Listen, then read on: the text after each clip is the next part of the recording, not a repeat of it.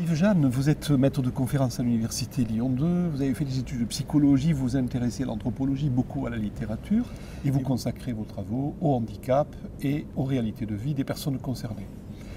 Vous publiez aujourd'hui un livre consacré au vieillissement et au handicap, sous le titre « Vieillir handicapé » aux éditions RS.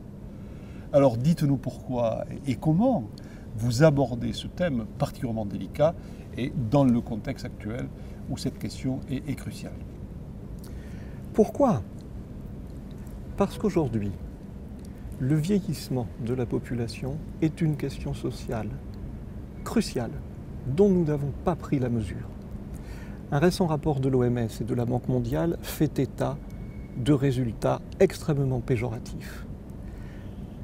De surcroît, les personnes en situation de handicap, par les progrès de la médecine, par les progrès de l'accompagnement, par les progrès du dépistage, ont une espérance de vie qui se rapproche de celle de la population générale. Et pour celles-là, pour ces personnes-là, la situation est encore plus dramatique. Alors, comment? En établissant déjà les grands constats. Les grands constats, les situations de vie, quelles ressources, quelle santé, quels professionnels pour les accompagner, quelle est leur formation, l'habitat, les formes de logement, la façon dont les familles sont prises en compte. Nous avons fait dans cet ouvrage, avec tous ceux qui y ont collaboré, le point sur toutes ces questions. Alors, dans ce contexte-là, et à partir de ce constat, quelle est d'après vous la carence la plus cruciale, la plus forte? La carence la plus cruciale, c'est que dans le vieillissement et passé l'âge de la retraite, il y a deux alternatives. La première alternative, c'est le retour en famille. Et dans ce retour en famille, avec des aidants vieillissants, les questions sont gigantesques. La deuxième alternative, elle est quasi exclusive. C'est l'habitat collectif, dans des modalités qui sont des modalités déclinées de façon hospitalière et qui ne permettent pas l'exercice d'une vie digne. Alors je vous entends bien, mais quelles sont les limites de ce modèle hospitalier que vous déplorez? Ce modèle hospitalier n'est pas construit à partir des aspirations des personnes, il est construit à partir des logiques de l'organisation.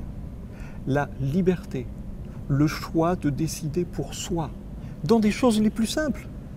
Alors des exemples concrets, vous en avez certainement beaucoup et vous en donnez dans votre ouvrage. Un exemple tout simple.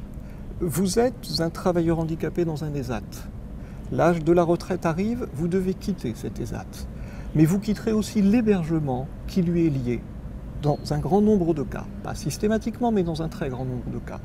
Vous avez mis des années à créer un réseau social. Vous avez des amis, vous avez des habitudes, vous avez un cadre de vie. Tout ça explose. Et vous vous retrouvez placé dans une maison de retraite, vous avez 60 ans et vous vous retrouvez avec des gens dont on le sait en France, la moyenne d'âge est supérieure à 80 ans. Où est le respect des aspirations de la personne? Vous êtes déraciné et vous entrez dans un univers qui est un univers incompréhensible pour vous.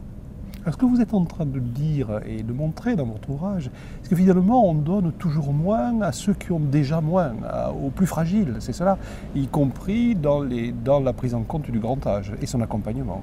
Tout à fait, et c'est encore plus significatif pour les personnes en situation de handicap, pour lesquelles on raisonne toujours en termes de coût. Combien ça coûte? Quand se posera-t-on la question de savoir ce que ça vaut, ce que valent les vies, ce que valent ces existences déjà difficiles et brisées et pour lesquelles nous n'avons qu'une compassion de surface. Alors on a envie de lire votre livre parce qu'on se dit, vous faites un état des lieux, objectif et objectivant, parce que vous êtes en train de contester des modèles qui manifestement présentent des carences et des limites. En même temps, j'ai envie de vous dire, mais qu'est-ce que vous voulez susciter comme transformation par rapport à ces modèles? Qu'est-ce que vous proposez? Et au regard de quoi? Et pour quelle fin?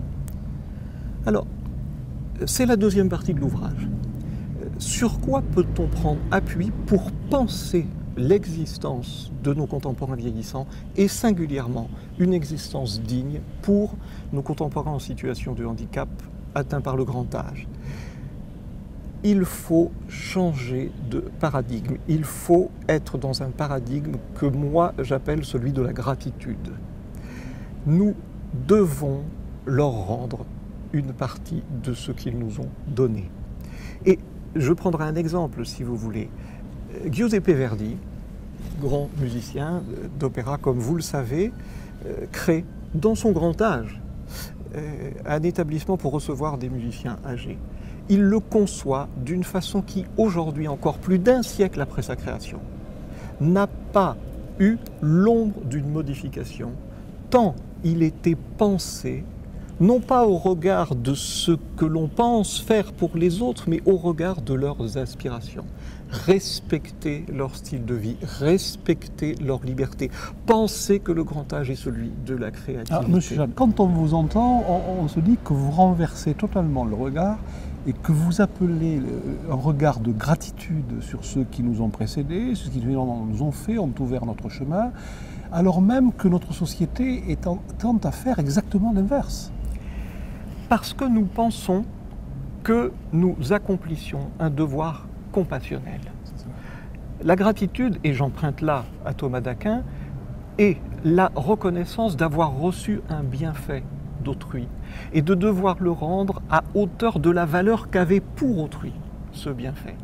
Quel est le bienfait des personnes en situation de handicap? Quel est le bienfait essentiel à notre société? C'est de lui mettre en face son mensonge essentiel, qui est celui de penser que nous sommes des êtres de performance et de perfection.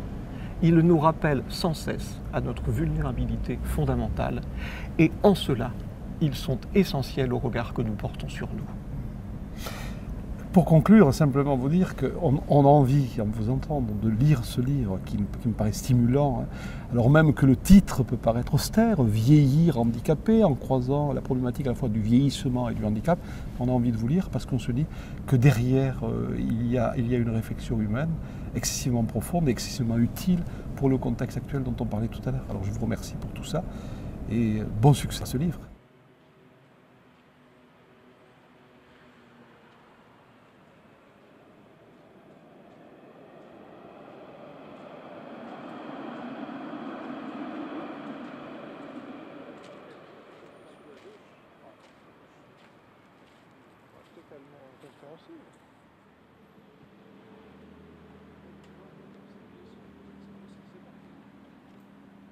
Donc